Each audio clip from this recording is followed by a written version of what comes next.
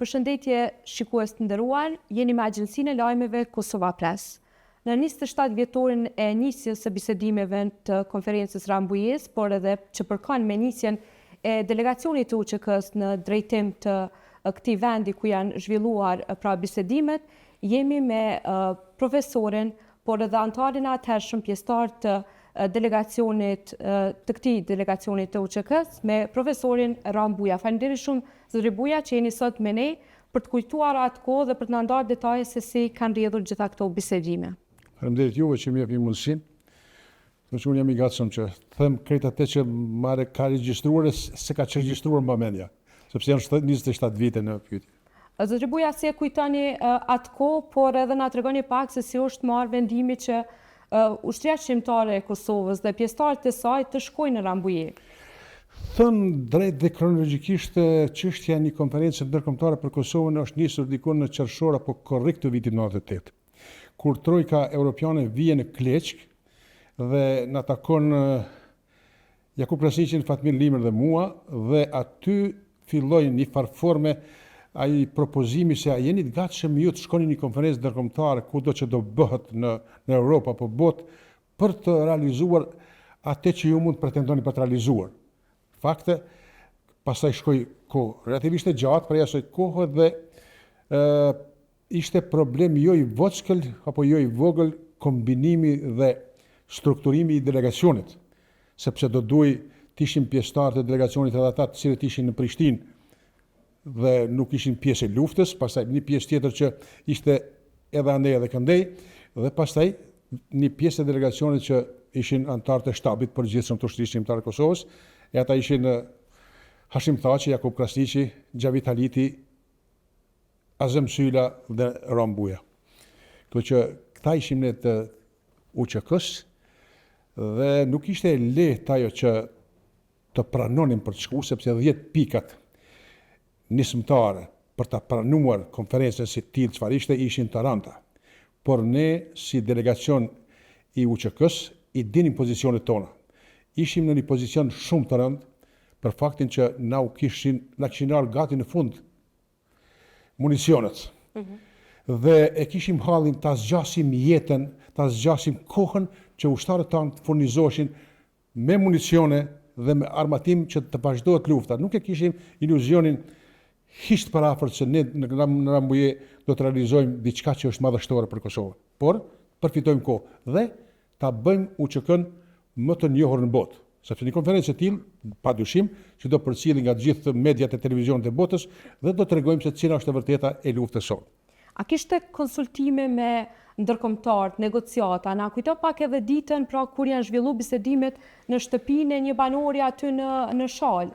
Na kujto pak nga ajo ditë. E ndëruar në Shalë ka qenë faza kur ne jemi përgatitur edhe teknikisht një farforme me rrobat tona për të nisur me rrobat civile për në Rambuje, por zhvillimet e bisedimit janë bërë edhe në Kleçk, edhe në Divjak, edhe në Novosel, edhe në fshatra të ndryshme me njerëz të shërbimeve të ndryshme të shteteve ndryshme, por veçanërisht aty të shtetit amerikan, dhe është një mik që akoma është gjallë dhe jemi përshëndetur frikë me te Shon Bënsi, që ka bërë punë të jashtëzakonshme rreth delegacionit dhe për delegacionin dhe për Kosovën për të çështje, saqë kemi pasur hallin se si do shkojmë në Rambuje, dhe kjo si do shkojmë në Rambuje kishim hallin ne se do të shkojmë në aeroportin e Prishtinës, dhe në aeroport Prishtinës di që ishin forcat serbe, dhe ne bëm një kërkesë jo të zakonshme për delegacionin amerikan dhe për Shon Bënsin, që ne kërkojmë që në Rambuje të shkojmë të armatoshëm.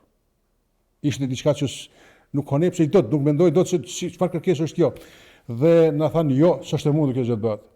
Po kur ja sqaruam se pse duam të shkojmë të armatosur me armë të lehta, me armë të vogla, në aeroportin e Prishtinës, dhe i tham, ne nuk do bëjmë luftë aty. Është e ditur kjo punë, por nuk dorëzohemi të gjallë tek forcat serbe. E kemi hallin, nëse na vije puna që ata vinë në pozicion astron, na vinë në pozicion astron, ne vrasim vetën. Ky është qëllimi i marrjes armës me veti. Nuk ka gjë tjetër. Dhe atëherë ne kanë thënë po, do ta keni. Dhe kështu, domthonë ne shkuam të armatosëm me ato që armë që kishim, armë të lehta ose revole, Si keni qenë të veshur atë?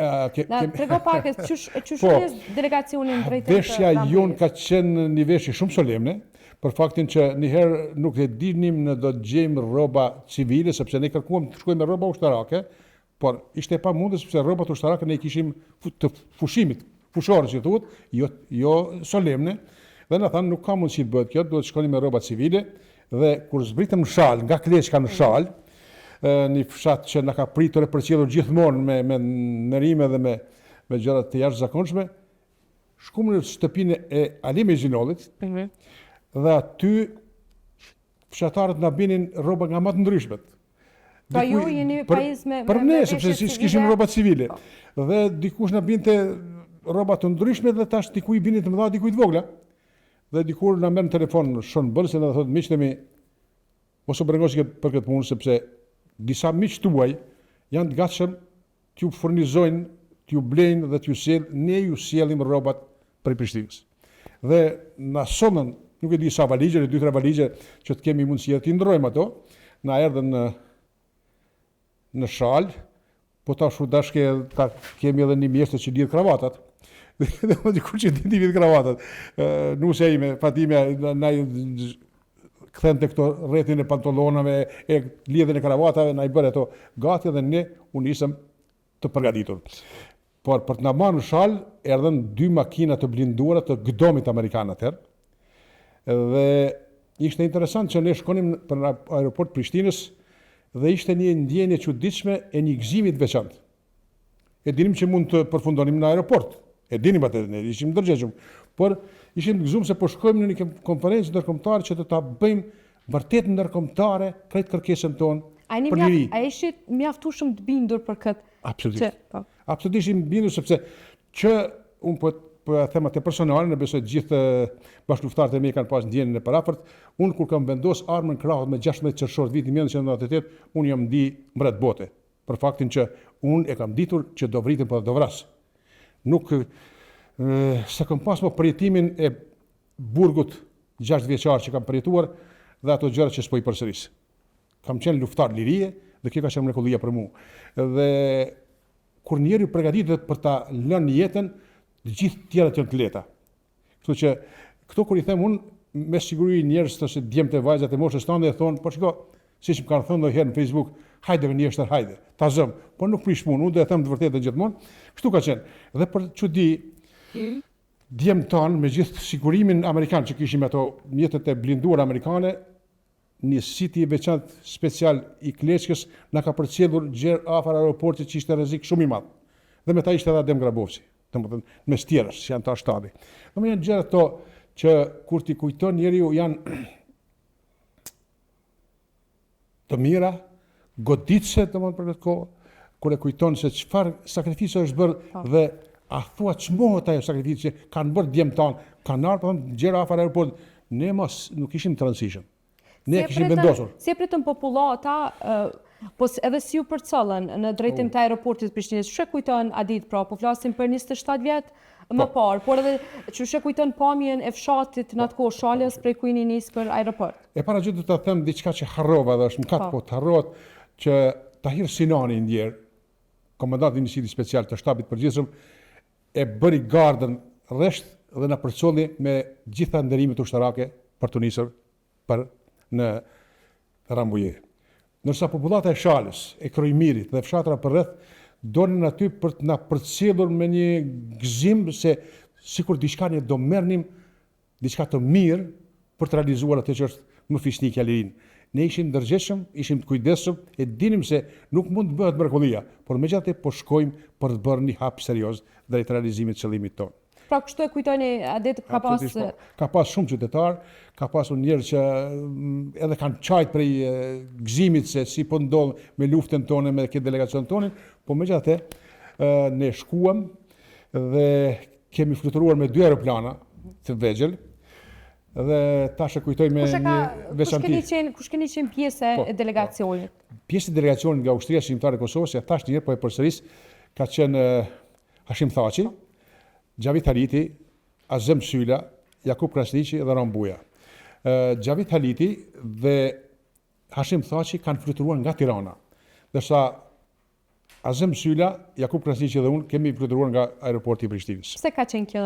Sepse Hashimi ka qenë një detyrë të veçantë që ka pas nga shtabi i përgjithshëm atje, ndërsa Xhavit Haliti ka qenë përfaqësues politik i Ushtrisë Shqiptare të Kosovës dhe i shtabit përgjithshëm në Tiranë për të komunikuar me të gjithë njerëzit që dashur të komunikoj e të ndihmoj Ushtrisë Shqiptare të Kosovës. Profesor, ju e përmendet që populata së paku ndoshta edhe luftëtarët të UÇK-s të asaj kohe, por edhe populata banor të fshatit Shal ju përcollën me nderime, por si ka qenë atmosfera brenda UÇK-s? A ka pas persona të cilët kanë qenë kundër kësaj përveç Adem Demaçit publikisht? Jo, Adem Demaçi ka qenë duke na thënë që ato që po shpresonin nuk ka mundësi t'i realizoni.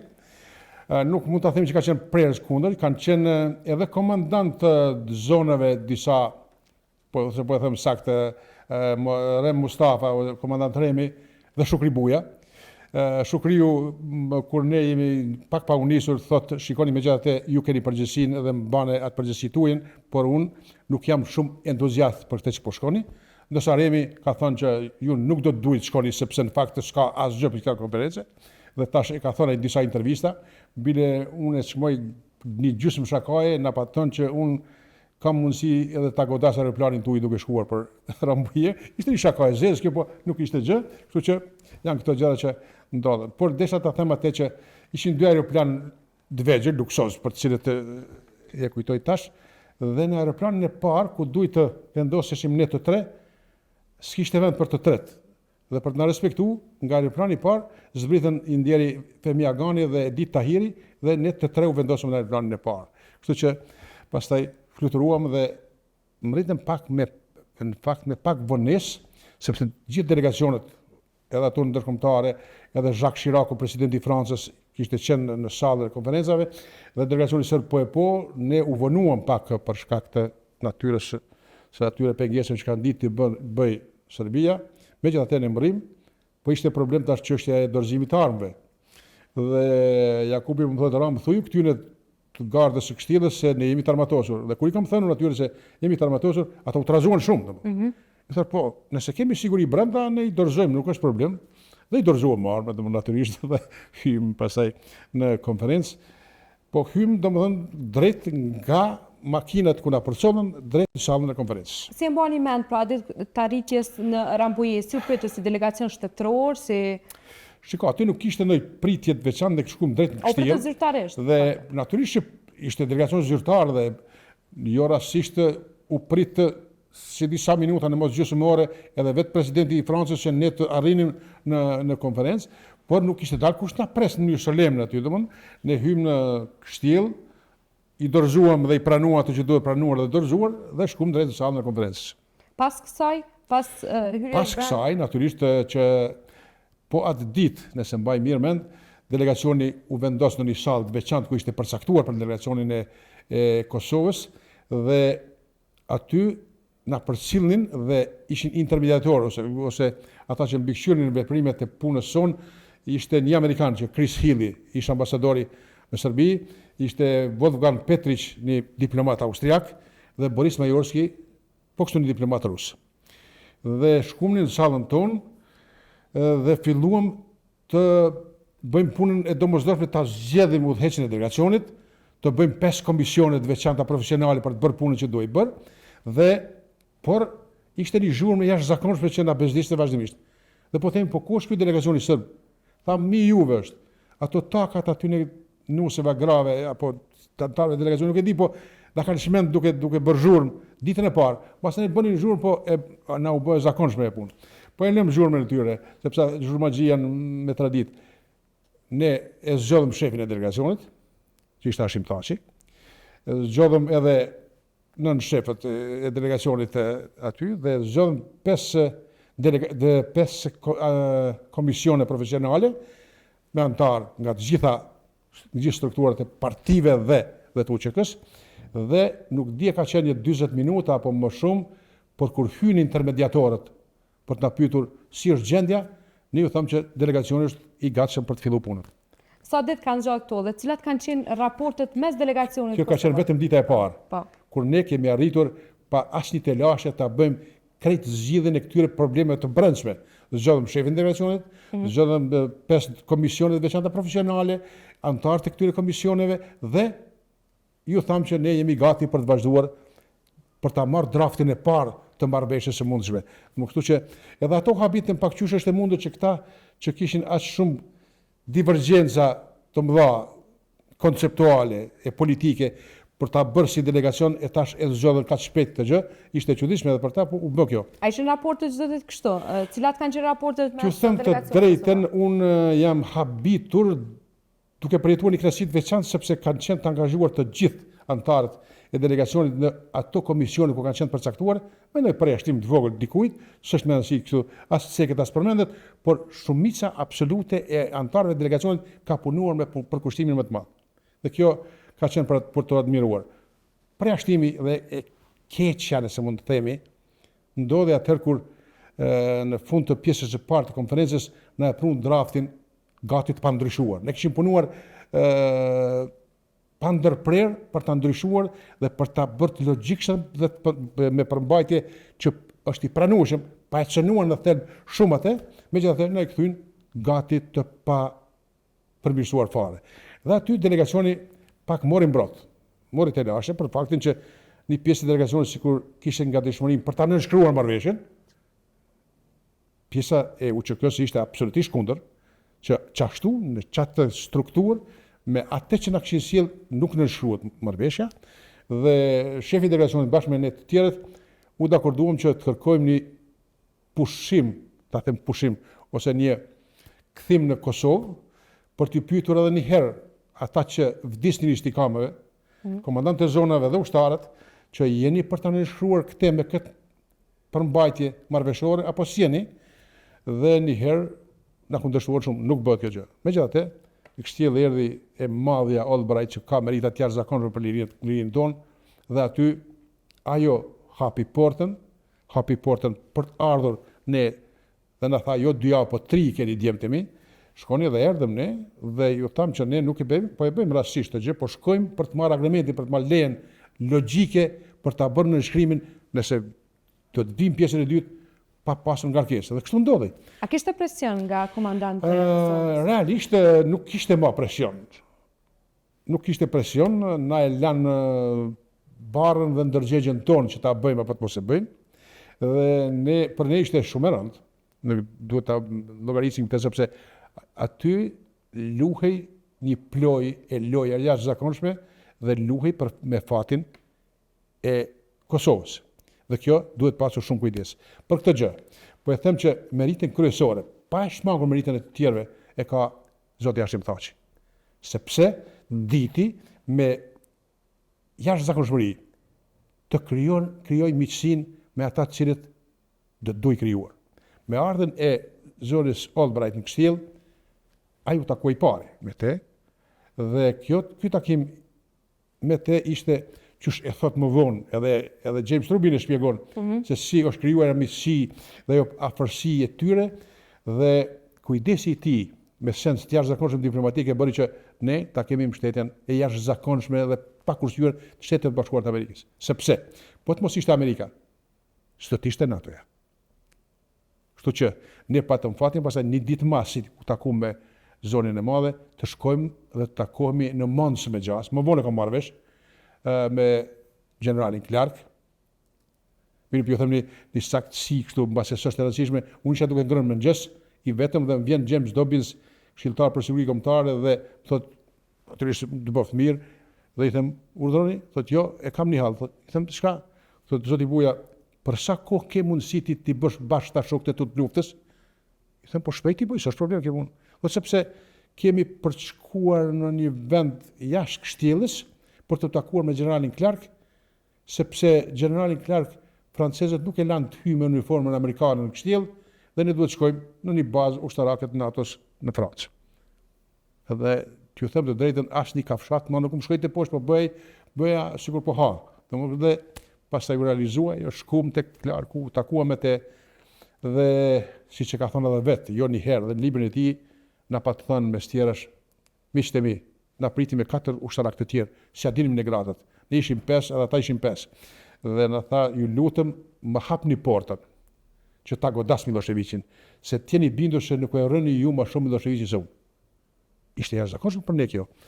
Edhe kështu ndodhi, pas e u takuam edhe një herë tjetër me te, biseduam aty gjatë ma shumë se një orë me te, u takuam sërish me te, po pasi ndodhi pjesa e dytë e Rambujes, kështu që ju them diçka në formë shakaje, po ka kthehemi prej takimit me Klarkun, po i them mikut tim Hashim, ke filluar të besosh, tash ka pak po besoj.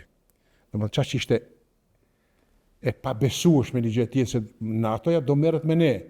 NATO-ja do na ndihmoj për të liruar ne. Diçka që imagjinata nuk e perceptonte dot e jona. Megjithatë, fjalët ishin të mira dhe tha kam filluar të besoj. Kështu që e përmendet profesor Buja më herët për shembull Albright, është e vërtetë që ka pasur ndonjë rast që ajo ka kërcënuar që do e lë fatin EUA në duart e Serbisë? A ka pasur momente të tilla? Unë kam pasur fatin të atakoj, po megjithatë unë nuk e kam dëgjuar që thotë kështu. Mund t'i ketë thënë shefit delegacionit, që asnjëherë nuk ne ka thënë, fjala për Hashim Thaçin, por se ka qenë bisedë e rëndë, por e kujdesshme me diplomaci fine edhe të kujdesshme nga Hashim Thaçi me te, unë nuk e besoj që na ka thënë, sepse as pas luftës na ka thënë ndonjëherë Hashimi që më pa të thënë zonja e madhe kështu, por se ka pas bisedë tron ai vetëm në fillimet e ardhjes së saj në Kështjell, unë e pranoj sepse më kujtohet kur ka ardhur James Dobbins, Robin dhe i ka thonë Hashim, po të thrasin, dhe ka shku, dhe një gjysmore ka nejt, kur u kthy, ajo është pak brunë, domethënë është pak i zeshkët, po ishte nxjerrë akoma më shumë, sepse ka qenë bisedë e rëndë me siguri, dhe është dashur të mendohet, të stërmendohet, të stërhollohet vendimi dhe mendimi se si t'ja bëjmë.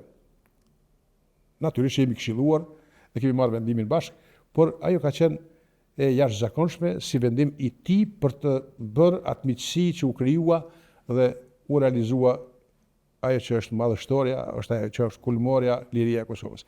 Por është diçka interesante që njerëzit nuk e përfillin shumë, ata të sensi diplomatik dhe teorie diplomatike po.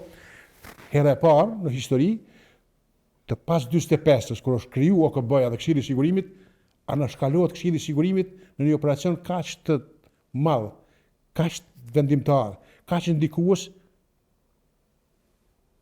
veprimi i NATO-s në Kosovë. Nuk ka përzihet fare për Këshillin e Sigurimit dhe këtë e bën Shtetet e Bashkuara të Amerikës. Se po të shkonte në peshën e Këshillit të Sigurimit ku janë Kina dhe Rusia, nuk do të kalonte. Por kjo Zotëri Buja, ju përmenda dhe ju pyeta më herët edhe për raportet mes delegacionit Kosovës, se po besoj që me Serbisë nuk ka pasur komunikim përveç takeve që i përmendet që i keni dëgju brenda Kështjellës. Po si ka qenë raporti, për shembull mes Thaçit e Rugovës, a ka pas komunikim, siç që është përmend disa herë kemi dëgjuar në shumë dokumentar ju si përfaqësues atje që keni qenë? Unë ju them që aty raportet kanë qenë shumë korrekte, tepër korrekte. Ka qenë pak me temperaturë problemi i zgjedhjes së Hashim Thaçit si shef delegacioni, por ka pas një reagim, 2-3 reagime nga delegacioni, Ibrahim Rugova nuk ka reaguar fare, dhe kur është zgjedh, domethënë gjithë e kemi uruar dhe kemi përgëzuar dhe natyrisht kemi thënë që na kemi mbrapa për gjitha veprimet, dhe veprimet e delegacionit kanë qenë, po them, shumë korrekte në punën që ka bërë. Mendoj para shtep gjithmonë, po them, sepse mrekulli s'ka, askund në botë dhe përsosmëri s'ka, kështu që duhet pas parasysh të gjë. Si ju bën juve ndini fakti që ju jeni pjesë e atij misioni?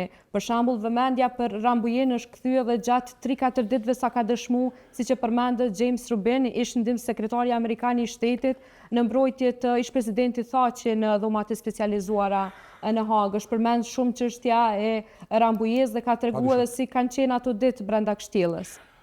Unë po ju them me plot përgjegjësi morale, profesionale, personale që çështja e deklarimeve për të thënë e vërteta në gjyqin e Hagës ose në dhomat e specializuara, që ishin gjëra lakurisht të vërteta, dhe çka ishte ajo që dëshmon dhe saktëson të vërtetën është që lufta e ushtrisë shqiptare të Kosovës ishte luftë qëndrore.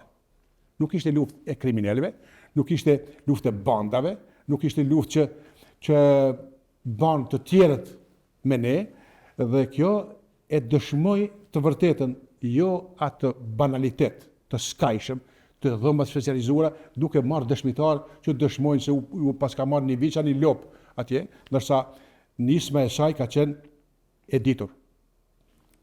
Raporti i Dick Marty që u aprovuan Këshillin e Europës, një raport i gënjeshtër.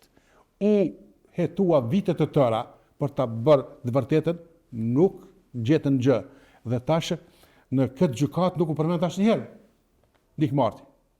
Kështu që kjo është një gjykat që unë, me që jam politolog dhe kam analizuar e peshuar historikisht marrë për të krahasuar gjykata nga më të ndryshmet në botë dhe nuk e ke asnjë gjykat në botë kaq absurde. Për faktin që nuk gjykohet me atë që quhet logjikisht jurisdiksion, por është gjykat politike. Dhe kjo është diçka e rëndë. Kthehemi prapë në fund edhe te kjo pjesa e procesit gjyqësor në Hag, po dua t'ju pyes, çka është diçka që ju ka lënë më shumë të përshtypje brenda atyre ditëve sa keni qëndruar brenda kështjellës në Rambuje dhe si ka qenë pastaj kthimi i juaj si delegacione në Kosovë? Përshtypja ime ka qenë e jashtëzakonshme kur në ndihmën e 3 intermediatorëve dhe me gjas të Zorit Albright është krijuar ose është insistuar të bëhet një marrëveshje që të bëhet një qeveri e përkohshme në krejt strukturën politike dhe ushtarake që kishte atëherë Kosova. Dhe unë shkuar një marrëveshje në kështjellën e Rambujës, unë shkuar një marrëveshje që do të bëhet një qeveri e jashtëzakonshme, asaj kohe të jashtëzakonshme, ku do të ketë pjesë nga ata të cilët ishin në Prishtinë, do të pjesë e frymës demokratike, nëse mund të ketë demokraci pa liri, dhe të luftëtarëve, dhe kështu u morën vesh që pjesën e dytë të Rambujës që u zhvilluar në Paris, të gjithë të sillnin emrat e ministrave për këtë qeveri të përkohshme. Nuk ndodhe ajo. Me pjesën që ishte në Prishtinë, nuk ndodhe, nuk sollën emrat, dhe aty përsëri delegacioni mori mbrojt pak edhe temperatura u ngrit në pjesën e fundit, mbledhjen e fundit të delegacionit kur ne e kishim nënshkruar marrëveshjen, tash donim ta bënim atë qeveri të përkohshme të përbashkët, që lufta të udhëhiqej institucionalisht, edhe pse udhëhiqej nga UÇK-ja di, po të ketë edhe ministrin e mbrojtjes, edhe ministra të tjerë që e shoqërojnë, megjithatë ajo nuk u bë, dhe këtu pak pëlqiti sherri, domethënë, dhe tjera, ajo ishte shumë e rëndësishme për mua. Pastaj tjerët ishte edhe një ndarje e vogël e delegacionit ku do duhej t'ju vendosnin me aeroplan. Sepse s'ka më mision ndërkombëtar në Kosovë, lufta është ashpërsuar shumë, nuk kemi mundësi me t'ju çojmë në Prishtinë, duhet të vendosni ju do shkoni në Shkup apo në Tiranë. Dhe ishte ditur që ne të UÇK-s ishim rënë që shkojmë në Shkup. Ne vendosëm që të shkojmë për Tiranë dhe natyrisht në një farë mënyrë sikur u detyruan pjesa tjetër që të vinë me ne në Tiranë, dhe kështu që ne u vendosëm në Tiranë, vërtet zbritëm në Tiranë dhe u vendosëm në Tiranë për një 2-3 net nejtëm aty për të kaluar malin, dihet që kemi kaluar atë malin kamp, dhe kështu pasaj. Me cilën datë pra? Cilën datë ka ndodhur kthimi? Data, tash sikujt e datën saktë, po e di që kemi shkuar në fshatin Rajc, në një fshat që është rrëz Maqedonisë, kemi kaluar në Maqedoni, dhe kemi shkuar në një fshat që është afër aty i Maqedonisë, që s'po kujtohet tash emri, por e di një gjë, që kur kemi zbritur në atë fshat, kur na kanë hequr këpucët ata vendasit ose ata zotë të shtëpisë, lkura e mishit i kamve ka shku bashkë me këpucët, domethënë që kemi ecë kohë të gjatë, domethënë maleve tek kemi shku në fshatin miku nga mendja, domethënë nuk është më rëndësi shumë, dhe pastaj jemi detyruar me net 3-4 net në Maqedoni, duke lëvizur herë në Kumanov, e herë në pjesën e Kaçanikut, ku po gjejmë mundësinë për të deportuar, dhe më në fund deportuar në pjesën e Kaçanikut dhe hymë në Kosovë. Por, e rënda ishte që në Kosovë kemi hyrë dhe ne kemi qenë majeve të jezercit atje dhe e pashim, e shihnim, më falni, pjesën e kufirit Maqedonisë, që ishte nxirë nga njerëzit, duke ikur. Kjo ishte tepër shqetësuese. E di që ftyrën e Hashim Thaqit, sepse aty kemi qenë veç unë Hashimi, duke u kthyer dhe e kemi marrë argim çekun në Tiranë për të ardhur në atë kohë. e di që ai ka qenë aq shumë i zbehur dhe po më thot ora mbuja për kënd po him me bë luftën në Kosovë, ma. Kur tërë popullata pas ka me dosë nga dalë. E di që ka qenë tepër i brengosur dhe shumë i zbet, vetën se kom pasi kam qenë, dhe kanë qenë momente tepër të rënda këto. Megjithatë, janë veprime që u bën dhe fjala që na e dha Clarku, që na e dha Albright, që na e dha Clinton u realizua. Çka përfitoi Kosova? Dhe pse është me rëndësi gjithë kjo konferencë e Rambujës? Kosova përfitoi atë që në fakt nuk e ka imagjinuar që mund ta përfitoj, miqësinë me ata që dinë ta bëjnë realitet atë që është kulmi i mirës njerëzore, lirinë. Dhe amerikanët ishin ata më meritorët që na mbështetën, na kuptuan dhe natyrisht edhe i bindën gjitha shtetet tjera që ishin shumë të mirëse për reagimin e NATO-s, megjithatë ata i bindën, ata e dinë si kanë vepruar dhe të mendohet që do të realizohet liria duke na ndihmuar kushtimisht kreatura më e madhe politiku ushtarake në botë, që s'kishte bërë një aksion të tillë 50 vjet jetë të saj, ishte diçka që vështirë imagjinoj. Megjithatë, ajo ndodhi. Dhe mund t'ju citoj, parafrazoj se citime kam të vështirë, se çfarë thot Tim Gjuda për ushtrisë shqiptare të Kosovës. Do të ushtria shqiptare e Kosovës duhet ta zëjë vendin e parë në historinë e luftrave botërore. Jo pse bëri luftra të mëdha, e betejë të mëdha, por për faktin që gjeti kohën dhe momentin dhe ditën të sillet në diplomaci për ta bërë kreaturën më të madhe politike ushtarake që të luftoj për te dhe t'ja realizoj lirinë. Dhe kjo është diçka që Tim Gjuda e thot në librin e tij, Kosova. Këto domethënë gjëra kërkoj falje se kjo tash po bjen sikur jam mjaft subjektiv, po megjithatë këto janë të vërteta lakuriqe që s'ke si i thua ndryshe. A konsideroni që kështu e pastër do të dalë pas procesit në Hag, me që po ju pyes për fund, javën e ardhshme pritet pra të dëgjohen fjalët e fundit për mbyllje të gjitha palëve para trupit gjykues në Hag, a prisni lirimin e 4-shës së UÇK-s? E nderuar.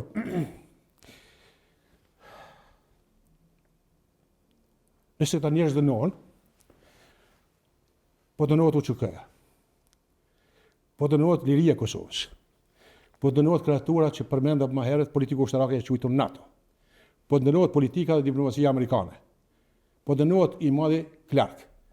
Nëse kjo pështjell e quajtur gjykat do vendos që t'i mbajë t'i dënoj këta njerëz, ka bërë gabimin më të madh historik që s'ka mu përsërit besoj kur më një gjë e tillë, sepse i keni dëgjuar deklarimet edhe të James Robinit, edhe të Clarkut, edhe të tjerëve që janë po kështu me respekt, çfarë thonë? Me që ishim në luftë pastër, çlirimtare, tamam ashtu siç duhej me qenë për ata në udhëndima. Po t'ishim ashtu siç dikush pretendon se mund t'ishim, kush na kishte ndihmu? Andaj po e përsëris edhe një herë thënien e Zoris Albright. Po të mos ishit kështu që jeni, që keni vendosur me vdek për lirinë e juaj, nuk e kishi pas ndihmën tonë. E keni djemtë mi. Domethënë, kjo gjë e keni dhe koincidon një datë e çuditshme, 16 qershori 1998, kur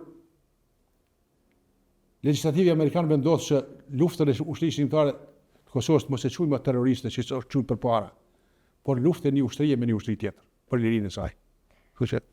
Faleminderit shumë për kohën dhe intervistën, zotëri Buja. Ju falenderoj shumë edhe juve që më dhat mundësinë për të rrëfyer, edhe pse ju them sinqerisht nuk është rrëfim i lehtë, sidoqë tjetë. Veçanërisht kjo pjesa e fundit që është edhe goditëse, edhe lënduese, edhe me dhimbje që ata njerëz pa pikë faji janë 5 vite e gjysmë në dhomat e specializuara. Faleminderit shumë edhe një herë. Ju lutem. Të nderuar shikues, kaq nga kjo intervistë, ju vazhdoni të qëndroni me platformat e Agjencisë së Lajmeve Kosova Press.